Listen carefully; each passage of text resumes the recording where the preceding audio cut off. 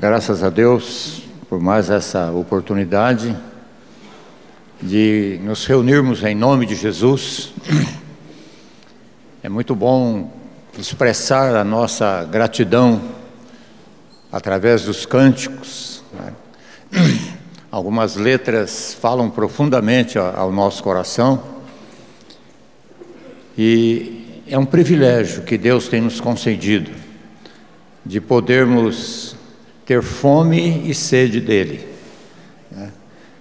É uma graça muito grande de Deus, você ter desejo de deixar a sua cidade, às vezes o seu conforto, e viajar tantos quilômetros. Realmente é uma bênção muito grande de Deus. Ele está nos atraindo cada dia mais para Ele. Amém. Irmãos, nessa noite eu quero compartilhar com os irmãos um texto da Palavra de Deus que vai nos ajudar a compreender um pouco mais o grande amor de Deus, Pai, Filho e Espírito Santo, terem se dispensado a nós, na pessoa do Filho. Esse texto fala a respeito da prova e da certeza do amor de Deus por nós. Creio que isso é muito importante, que você cresça com essa convicção, como nós falamos ontem, que você pregue essas verdades para a sua alma cada dia mais, que Deus é bom, que Deus é Pai, que Deus deseja sempre o melhor para nós, mesmo em circunstâncias que a gente acha muito estranho muitas vezes, mas que tudo que Deus faz é para nos trazer para mais perto dele. E esse texto está na Epístola de Paulo aos Romanos, no capítulo 8, do verso 31 ao verso 39. As provas e as certezas do amor de Deus. Que diremos, pois, à vista dessas coisas? Se Deus é por nós, quem será contra nós? Aquele que não poupou o seu próprio Filho, antes por todos nós o entregou, porventura não nos dará graciosamente com ele todas as coisas? Quem tentará acusação contra os eleitos de Deus? É Deus quem os justifica. Quem os condenará? É Cristo Jesus que morreu, ou antes, quem ressuscitou, o qual está à direita de Deus e também intercede por nós.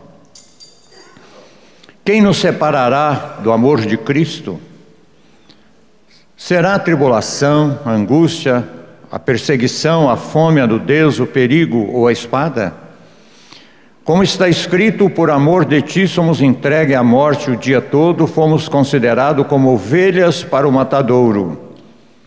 Em todas essas coisas, porém, somos mais que vencedores por meio daquele que nos amou. Porque eu estou bem certo de que nem a morte, nem a vida, nem os anjos, nem principados, nem as coisas do presente, nem do porvir, nem os poderes, nem altura, nem profundidade, nem qualquer outra criatura poderá separar-nos do amor de Deus que está em Cristo Jesus, nosso Senhor. Amém. Vamos orar, pedir que o Espírito Santo testifique a palavra de Deus, fale conosco.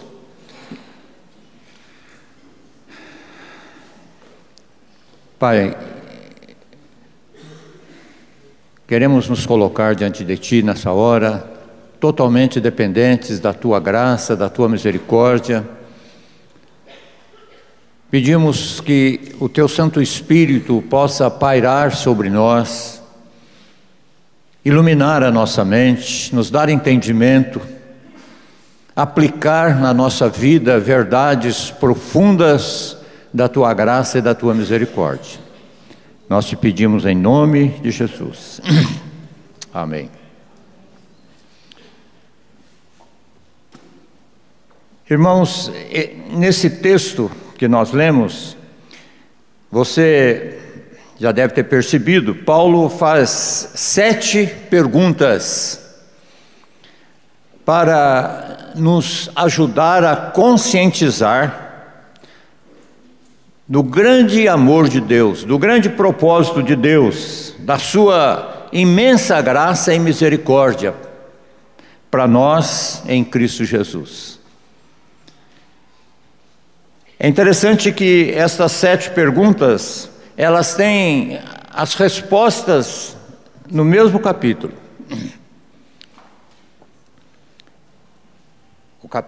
Esse capítulo que nós lemos, esse texto que nós lemos começa no capítulo 8, e você percebe que no capítulo 8, do verso 1 a 4, ele responde uma das perguntas, dizendo que não há mais condenação para aqueles que estão em Cristo Jesus.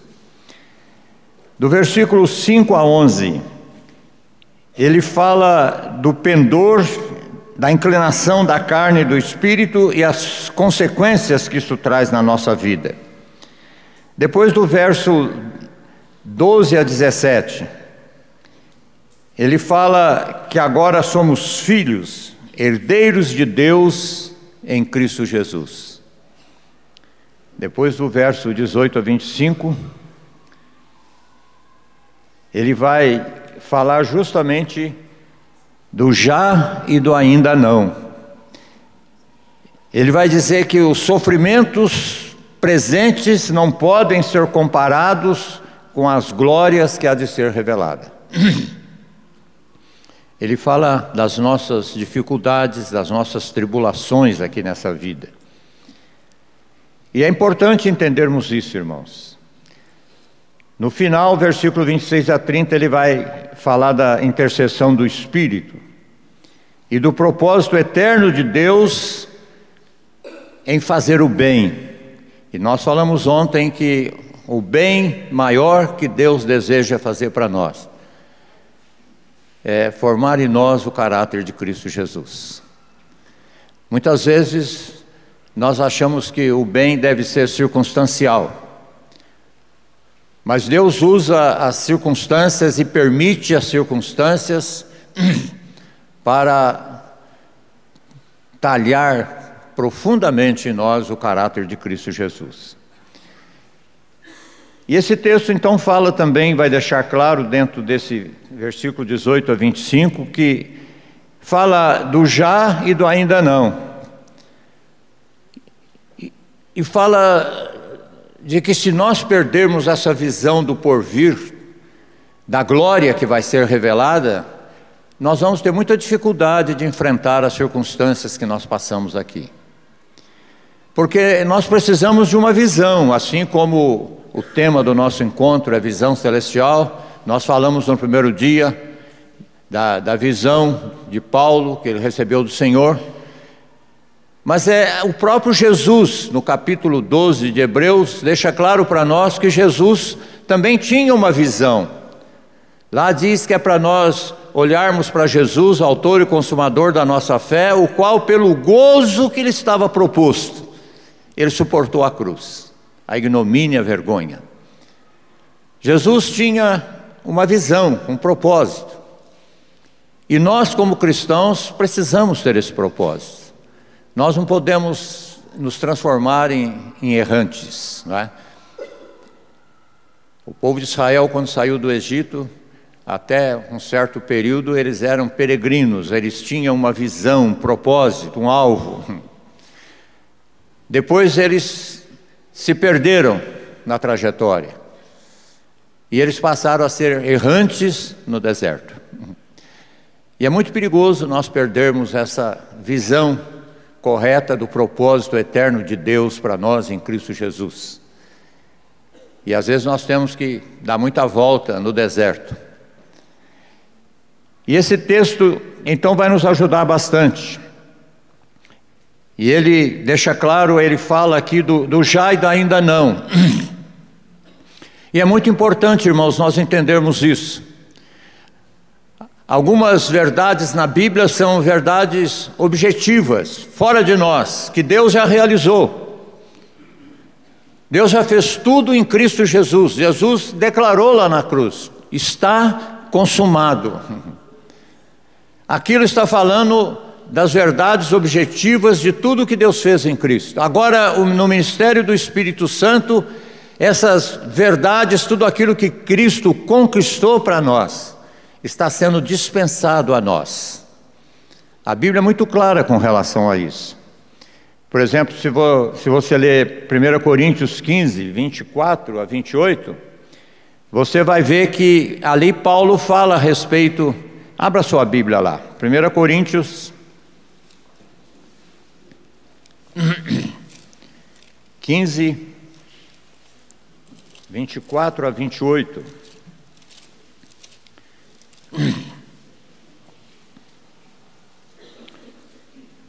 Paulo fala assim: e então virá o fim, quando ele entregar o reino a Deus o Pai, quando houver destruído todo o principado, bem como toda a potestade e poder, porque convém que ele reine até que haja posto todos os inimigos debaixo dos seus pés.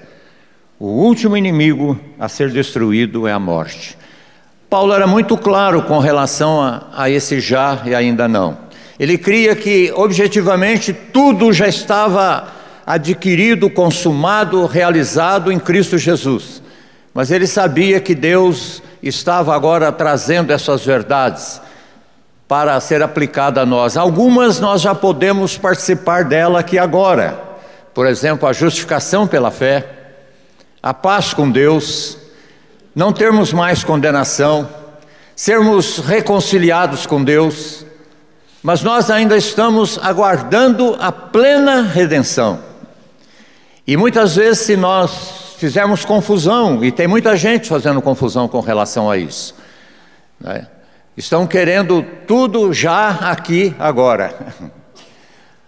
E isso pode te atrapalhar bastante na caminhada cristã. Um outro texto a respeito disso que eu gostaria de ler, está em Hebreus. Paulo também, Hebreus no capítulo 2, parece que até meio contraditório o texto. Hebreus capítulo 2, versículo 8, diz assim: todas as coisas sujeitaste debaixo dos seus pés. Ora, desde que sujeitou todas as coisas, nada deixou fora do seu domínio. Agora, porém, ainda não vemos todas as coisas a ele sujeita. À primeira vista, se lê esse versículo, você pode falar: escuta, está sujeito ou não está sujeito? Sujeitou ou não sujeitou? Objetivamente, irmãos, tudo já está sujeito aos pés de Cristo, ao resultado do que ele fez naquela cruz. Mas há uma ordem do próprio Deus para trazer à luz as realidades que Cristo conquistou ali na cruz. Um outro texto que às vezes pode trazer confusão também está em Colossenses. Colossenses no capítulo 3. Se você ler o versículo de 1 a 4, diz que nós fomos ressuscitados juntamente com Cristo, que devemos buscar as coisas do alto, onde Cristo vive assentado à direita de Deus, pensar nas coisas do alto, não nas que são da terra. O versículo 3 diz assim: porque morreste, e a vossa vida está oculta juntamente com Cristo em Deus. Quando Cristo, que é a nossa vida, se manifestar, então vós também sereis manifestos com Ele em glória. Agora olha o versículo 5. Parece uma contradição do que foi falado ali. Diz assim: fazei, pois, morrer a vossa natureza terrena.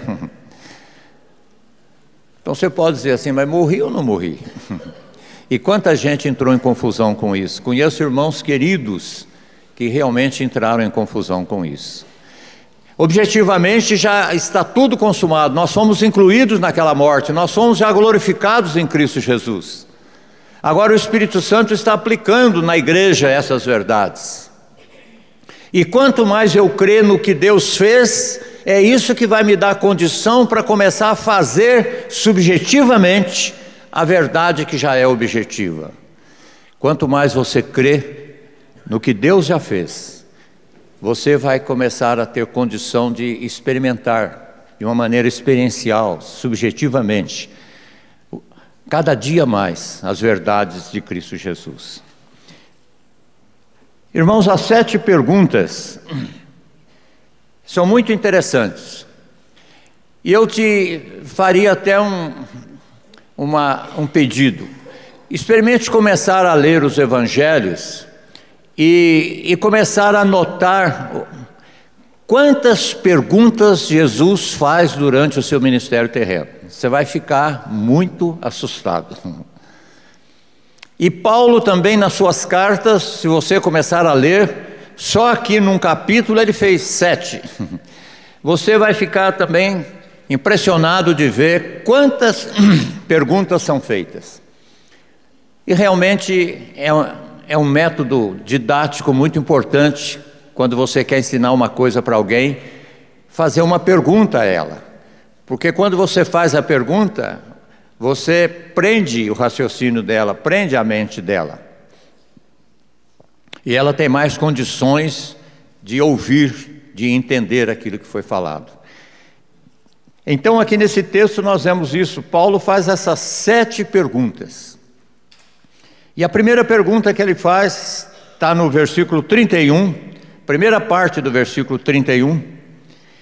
Ele diz assim: que diremos, pois, à vista dessas coisas?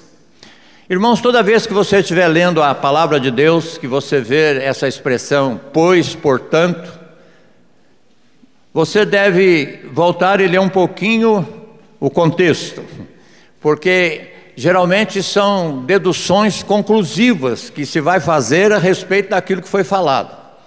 Então, quando ele está dizendo aqui, que diremos, pois, à vista dessas coisas? A pergunta normal seria, que coisas? Então você tem que voltar um pouco ao capítulo 8 e ver tudo que ele falou ali no capítulo 8. Você percebe aí, ele falou que não há mais condenação para nós, ele falou que nós somos filhos e herdeiros de Deus, ele falou que os sofrimentos presentes não podem ser comparados com a glória a ser revelada, ele falou que nós não sabemos orar como convém, mas o Espírito intercede por nós com gemidos inexprimíveis. Então, baseado em tudo isso, agora, então, Paulo aplica essa verdade aqui. Que diremos, pois, à vista dessas coisas? Nós poderemos dizer assim, irmãos, que a base da graça futura, a base que nós temos que ter para crer realmente em coisas que estão já determinadas e foram ganhas na cruz de Cristo, a base para nós crermos nisso é a graça passada, aquilo que nós já experimentamos. Há um livro do John Piper muito bom, que o título é justamente esse, A Graça Futura.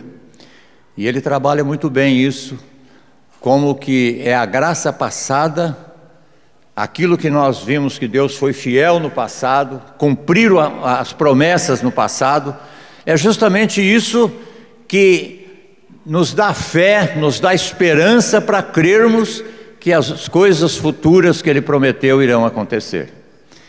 Então ele começa justamente dizendo que tudo o que Deus fez por nós em Cristo Jesus são verdades que realmente irão realizar na nossa vida.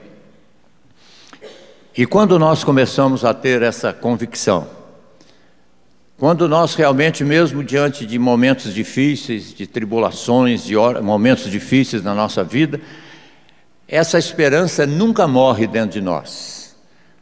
Nós começamos a olhar para a promessa de Deus. E é isso que nos sustenta nessa hora. É somente isso que pode aumentar a nossa fé, nos dar consolo em momentos difíceis da nossa vida. Então ele faz essa primeira pergunta: que diremos, pois, à vista dessas coisas? Se Deus é por nós, A segunda pergunta que ele coloca aqui é o final do versículo 31, a parte B. Ele diz: se Deus é por nós, quem será contra nós? Irmãos, Paulo, ele não está dizendo que não haverá oposição, que não haverá lutas. Ele não está dizendo isso. Infelizmente, hoje existe um falso evangelho sendo pregado aí, né, da prosperidade e outros semelhantes, que diz: olha, aceita Jesus que vai acabar os teus problemas. E às vezes, quando você lê a Bíblia, é justamente o contrário: aceita Jesus que você vai começar a ter problema que você nunca teve. Quando você vê a igreja primitiva, você começa a estudar o livro de Atos, você vê ali que, por causa da graça de Deus na vida daqueles irmãos, eles começaram a ter muitos problemas que não tinham antes. Eles começaram a ser perseguidos, perder propriedades, começaram a ter que mudar de lugar em lugar. Jesus nunca pregou esse evangelho da prosperidade. Jesus nunca iludiu ninguém, nunca enganou ninguém. Certa vez ele fez aquele milagre lá no deserto, de multiplicar os pães, e a multidão foi atrás dele.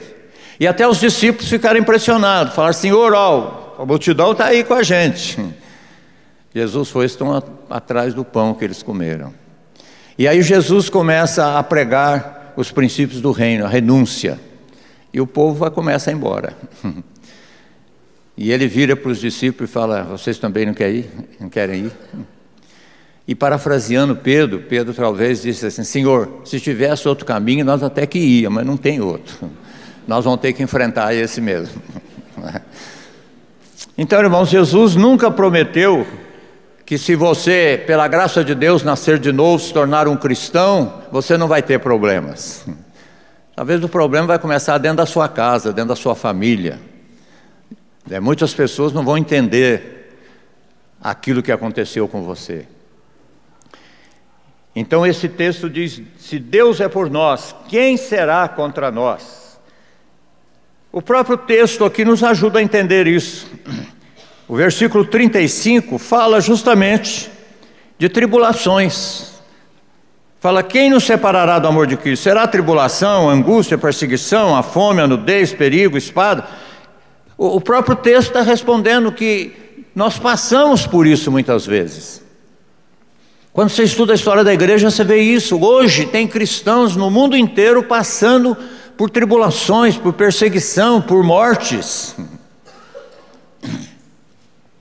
Então Paulo não está dizendo que nós não teríamos essas lutas.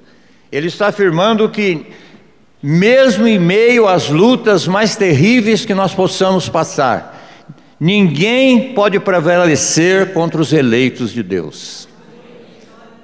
Isso Deus prometeu para nós: eis que estou convosco todos os dias, até a consumação dos séculos.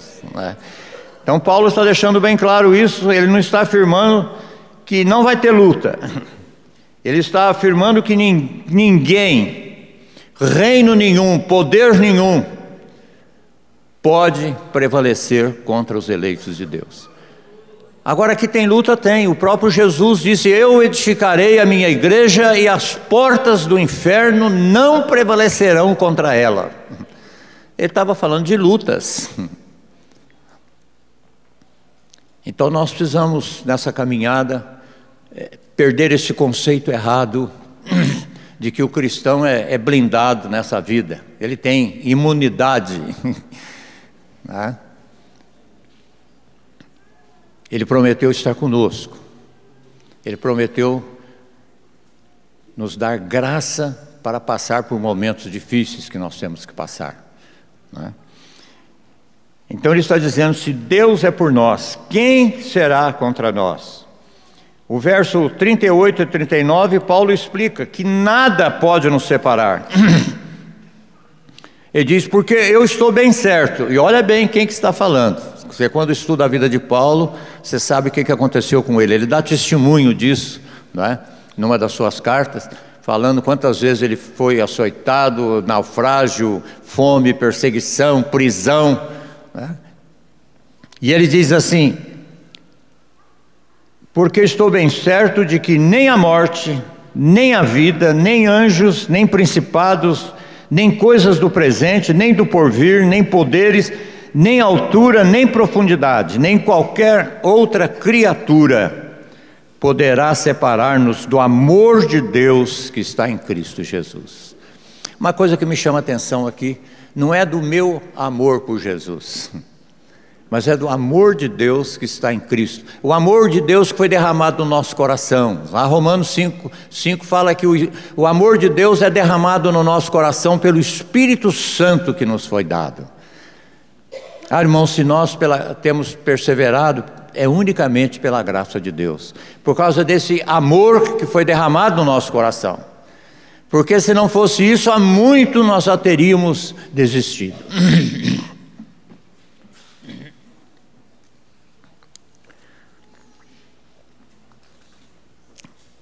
Então nós precisamos tirar esse conceito errado, de que na casa de crente não entra ladrão, né?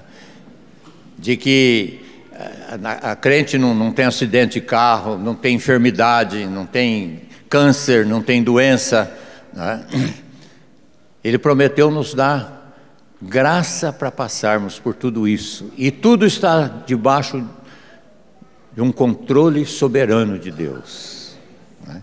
É interessante que o Paulo deixa isso muito claro, e Jesus, quando termina ali o chamado Sermão do Monte, ele conta aquela ilustração das duas casas, uma edificada sobre a areia e uma edificada sobre a rocha. E ele fala que ventou nas duas, não ventou só nessa aqui. Ele fala que a inundação veio sobre as duas. Agora, é interessante você perceber que aquilo que derrubou uma serviu para evidenciar aonde a outra estava colocada. E é justamente isso que acontece com a nossa vida. Nós podemos dar testemunho da graça de Deus dos momentos mais difíceis da nossa vida. Eu já tive o privilégio de acompanhar irmãos em fase terminais, irmãos ligados, monitorados, com fio para todo lado, quase não podendo falar, e você chegar lá e dizer: graças a Deus, Deus tem me dado graça. Eu lembro de um irmão que eu pude participar dos momentos, dos meses finais da vida dele. Eu chegava, ele já bem de idade, eu chegava lá no quartinho dele, numa casa simples, sem muito recurso, e chegava lá, ele virava para mim e falava assim: irmão, vamos cantar. E ele toda a vida gostou muito de cantar. E eu sou meio desafinado, então eu começava a cantar com ele, ele virava para a Dulce e falava assim: ele gosta de cantar, mas ele é meio desafinado.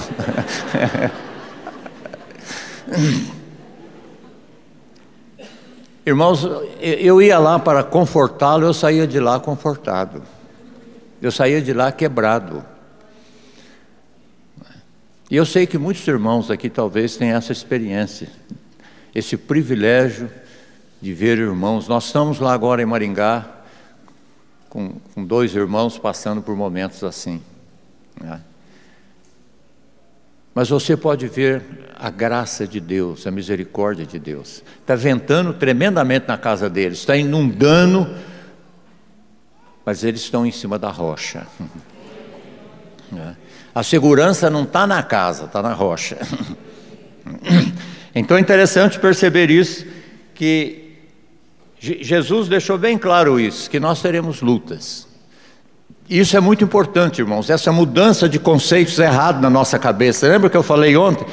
Que os nossos conceitos determinam os nossos sentimentos, os nossos desejos, e que os nossos sentimentos, os nossos desejos determinam a nossa direção. Então, se você tem conceitos errados, você vai ter sentimentos errados. Você tem que mudar conceitos para mudar sentimentos.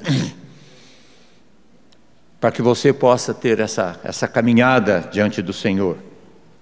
E ele então diz aqui a respeito dos 2 fundamentos. Esse evangelho falsificado que é pregado hoje está enganando tanta gente. Evangelho adulterado. leva pessoas até a desistir da carreira cristã, ou a entrar em muita crise com relação a Deus. A terceira pergunta que ele faz aqui, está no versículo 32. Aquele que não poupou o seu próprio filho, antes por todos nós o entregou,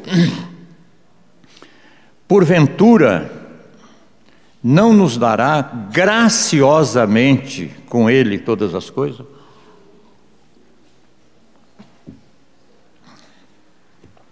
Aquele que não poupou o seu próprio filho, antes por todos nós o entregou, porventura não nos dará graciosamente?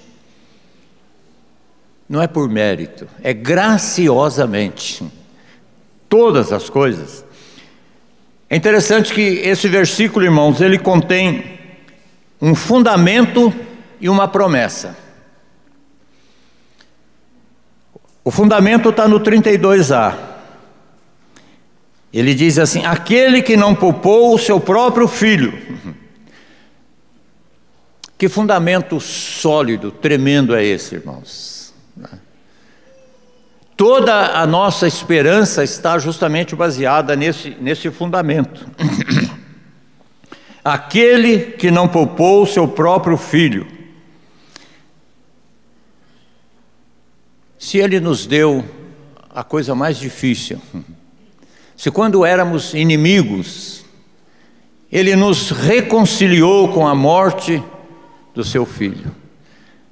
Paulo diz assim: muito mais agora, estando já reconciliados, seremos salvos pela sua vida.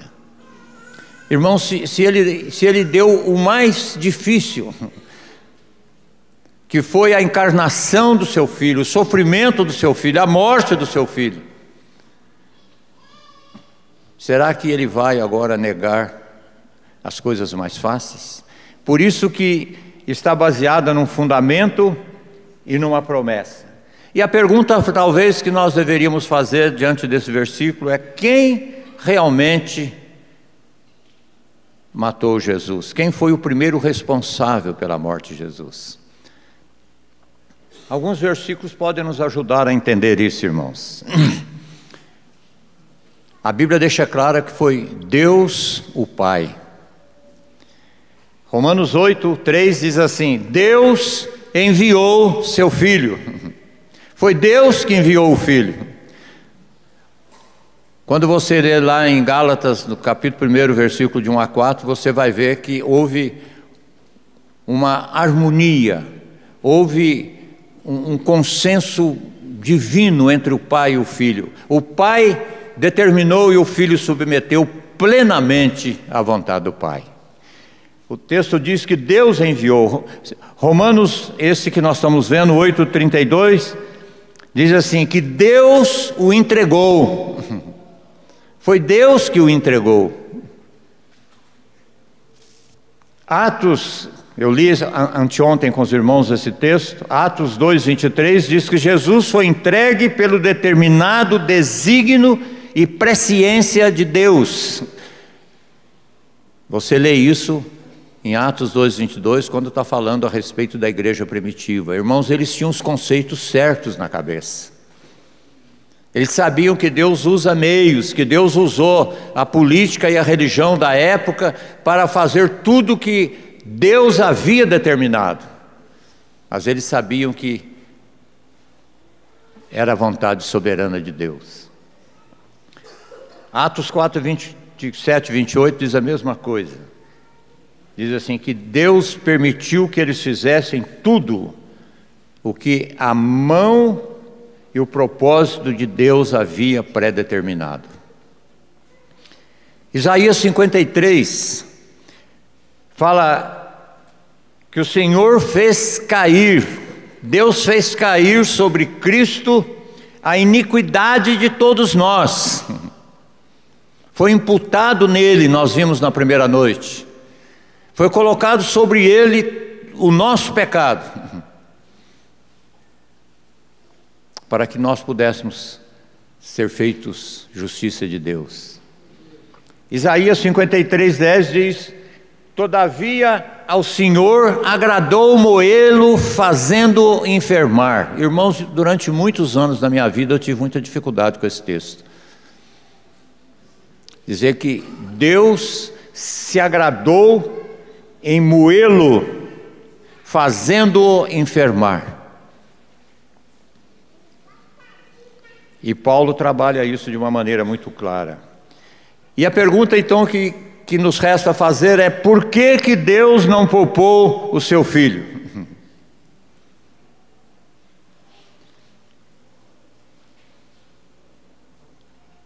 E a própria palavra de Deus nos esclarece que Deus não poupou o seu filho, pois foi a única maneira de Deus ser justo e justificador. Lembra que nós falamos no primeiro dia, Romanos 3, 25, 26, que a cruz é a manifestação da justiça de Deus. A cruz foi a maneira através da qual Deus estava como um grande outdoor no universo, mostrando o seu caráter santo, justo, perfeito, e nos salvar de uma maneira digna do seu caráter. Ele não varreu o nosso pecado para debaixo do tapete. Ele deu uma demonstração ali da sua justiça. E nós podemos dizer que, além da cruz nos justificar, foi uma expressão também da justificação de Deus por ter nos justificado. Para que nenhum ser no céu, na terra, no inferno, possa jogar dúvida com relação à nossa salvação. Então Paulo fala justamente isso, que Deus não poupou o seu filho, porque era a única maneira. Jesus chegou a dizer: Pai, se for possível, passa de mim esse cálice. Jesus sabia o que tinha naquele cálice. É todo o antagonismo de Deus contra o pecado. A ira nada mais é do que todo o antagonismo de Deus contra o pecado. Um Deus que não ira contra o pecado, ele não é um Deus santo, puro e verdadeiro. E Jesus sabia o que significava aquilo. E na sua humanidade ele chegou a dizer: Pai, se tiver outro jeito de haver uma reconciliação com seus filhos sem que eu passe por essa experiência, se for possível, Pai, faça isso. Mas ele não terminou a oração assim. Ele disse: mas contudo, faça a tua vontade e não a minha. Jesus bebeu o cálice. Foi a única maneira de nós podermos ser reconciliados com Deus. Deus não poupou o seu filho para poder nos poupar. Você já pensou nisso? Que aquele que não conheceu o pecado, Deus o fez pecado por nós, para que nós pudéssemos ser feitos justiça de Deus. Não existia outro caminho, não existia outro jeito. Romanos 8,32 fala que Deus o entregou por todos nós. Não tinha outra maneira. Deus usou a religião da época, usou a política da época, mas tudo aquilo estava debaixo de um conselho pré-determinado de Deus. E essa promessa, então, está baseada, essa promessa é a base para nós crermos nas outras promessas que nós estamos aguardando ainda. A plena redenção. Paulo fala isso aqui nesse texto mesmo.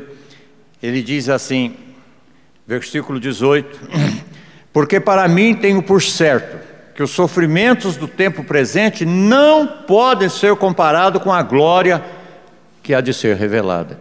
Meu irmão, será que isso tem sido uma verdade na nossa vida? É interessante que quando eu era jovem, Aqui em Minas, eu fui criado em Alfenas, as igrejas cantavam muito o porvir. Aquilo ia passando esses conceitos certos para as pessoas. Mas depois de uma certa época, você não vê mais muitas igrejas cantando essas promessas, crendo nessas promessas. Há uma falsa teologia aí que está querendo trazer o céu aqui agora. E muitas pessoas estão ficando frustradas. E ele diz assim, porque para mim tenho por certo, ele fala, eu não tenho dúvida, eu creio nas promessas de Deus, eu estou com a minha visão segura, eu sei que tem sofrimentos presentes, mas esses sofrimentos não podem ser comparados com a glória que há de ser revelada. Irmãos, isso tem sido uma coisa crescente na sua vida?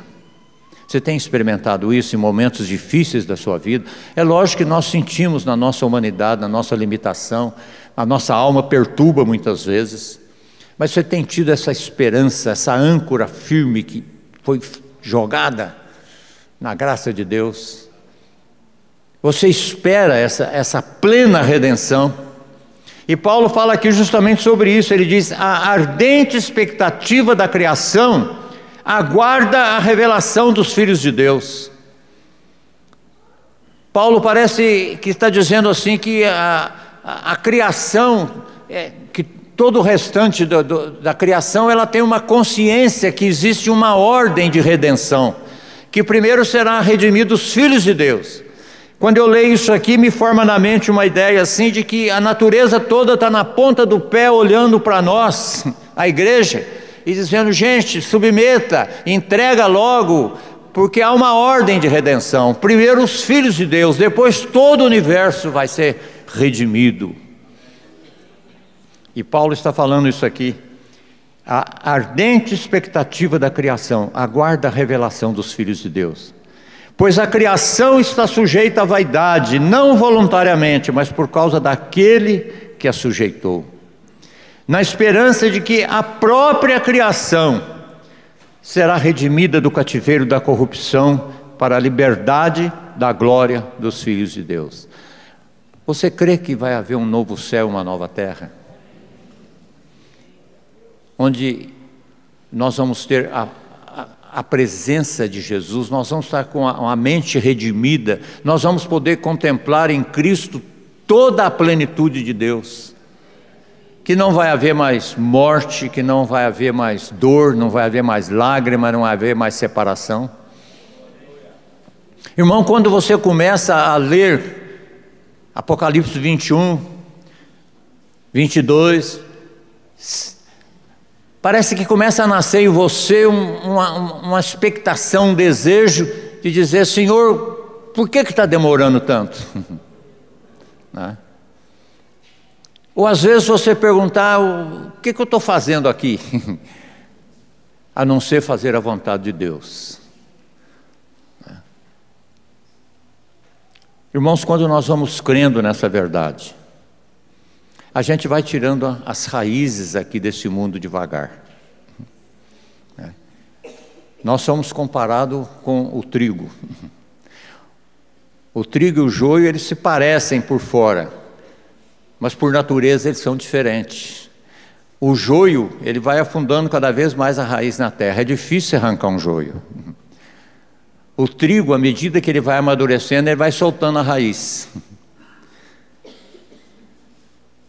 A Bíblia nos compara como trigos.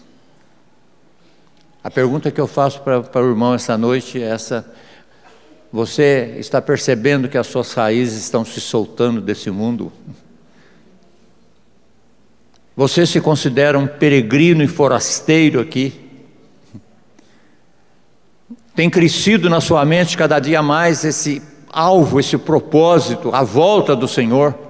Você tem desejado como uma noiva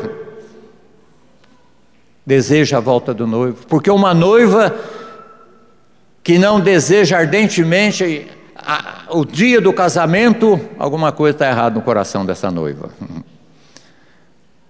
Uma noiva que só quer ficar noiva e não quer casar, alguma coisa está errada.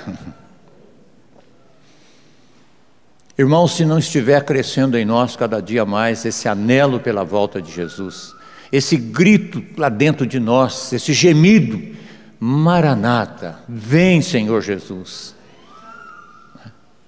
O próprio texto fala que nós não sabemos orar como convém, mas que o Espírito intercede por nós com gemidos inexprimíveis. Você sabe que muitas orações nossas, profundas, não passam de gemidos diante de Deus. Eu sei que muitos de vocês têm essa experiência também. Tem dia que parece que constantemente você está, oh Senhor Jesus, há alguma coisa reclamando dentro de você, isso. Eu lembro de uma ilustração que pode nos ajudar a entender melhor isso. Diz que um sitiante, ele tinha lá um galinheiro muito grande, e um dia ele ganhou um ovo de uma águia, e tinha uma galinha chocando, ele resolveu pôr o ovo da águia para a galinha chocar. E desde que nasceu ele começou a notar uma diferença entre os pintainhos e a águia. Os pintainhos sempre de cabeça baixa, andando atrás da mãe, procurando cisco no galinheiro.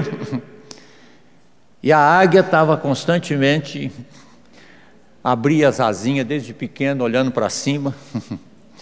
E ele foi notando o comportamento diferente. Até que eles cresceram. E geralmente as galinhas, elas têm medo quando arma uma chuva muito forte, elas se acocoram, ficam junto, vão para o galinheiro. E ele começou a notar uma diferença, que quanto mais ventava e as galinhas se acocoravam juntas no galinheiro, a águia subia num toco e abria as asas, e curtia o vento. Até que veio um vento forte e tirou aquela águia do galinheiro. Irmãos, isso realmente acontece conosco.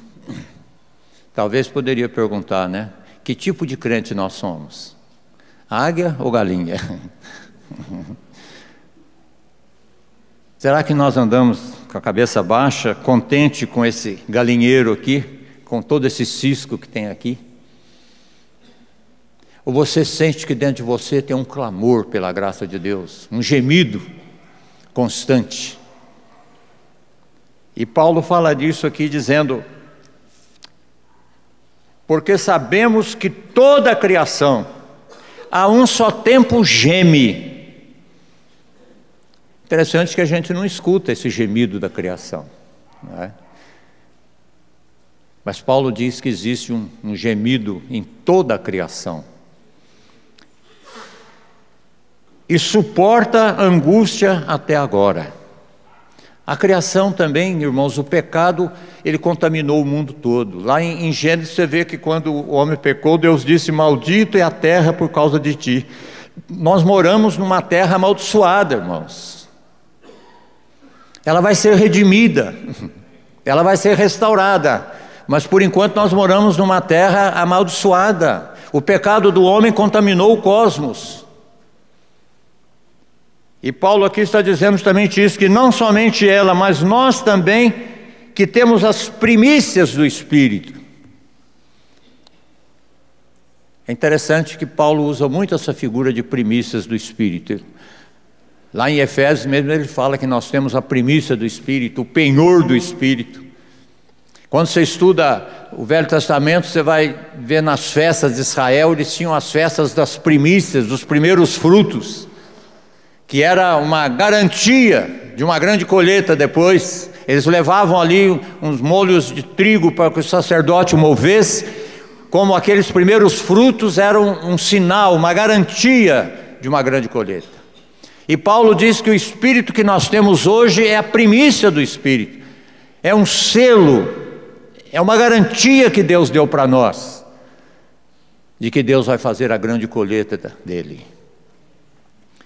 E Paulo aqui fala justamente isso, referindo, e não somente ela, mas nós que temos as primícias do Espírito, igualmente gememos no nosso íntimo, aguardando a adoção de filhos, a redenção do nosso corpo.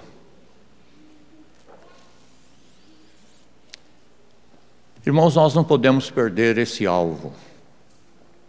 Nós temos que estar relendo esses textos, orando, pedindo que o Espírito Santo ilumine a nossa mente, que essas verdades comecem a tirar o véu do nosso entendimento, que comece a crescer em nós um anelo por essa volta do Senhor, que nós comecemos a cada vez mais a tirar as nossas raízes, não permitir que a nossa mente fique sobrecarregada com as coisas dessa vida, para que o dia do Senhor não venha sobre nós como um laço, uma coisa surpresa. É verdade, irmãos, que nós cristãos, a Bíblia não permite nós marcarmos dia e hora para a volta do Senhor, mas a Bíblia diz para nós discernirmos os tempos. A Bíblia fala para nós cristãos podemos discernir os tempos. Nós não podemos saber o dia, nem o mês, nem o ano, mas nós podemos saber que a coisa está fechando, está consumando.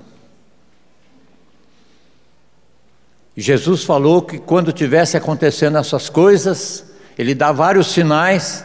Ele disse que era para nós, em vez de abaixar a cabeça, ficar triste, era para nós levantarmos a nossa cabeça e regozijar, porque a nossa redenção está próxima. Se o que mais realmente nós desejamos é a redenção, então quando nós começamos a ver alguns sinais que estão se cumprindo, e muitos já cumpriram, e o resto para cumprir, para Deus pode ser essa noite. Deus não está preso a tempo. Nós temos que viver cada dia como se fosse o último, tendo esse desejo, esse anelo ardente de encontrar com o Senhor Jesus. A grande promessa está baseada no versículo 32b. A grande promessa está baseada numa lógica. É um argumento do maior para o menor. Se Ele nos deu o mais difícil, que é o seu Filho, será que Ele vai negar as coisas mais fáceis? Jesus sabia que o pecado gerou essa ansiedade em nós, essa preocupação. Lá no chamado Sermão do Monte, ele fala a respeito disso. Não andeis ansiosos pela vossa vida. Ele faz a mesma lógica que Paulo está fazendo aqui.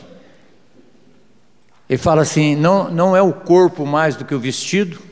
Ele fala, se Deus deu um corpo perfeito como você tem, você acha que Ele vai negar o vestido?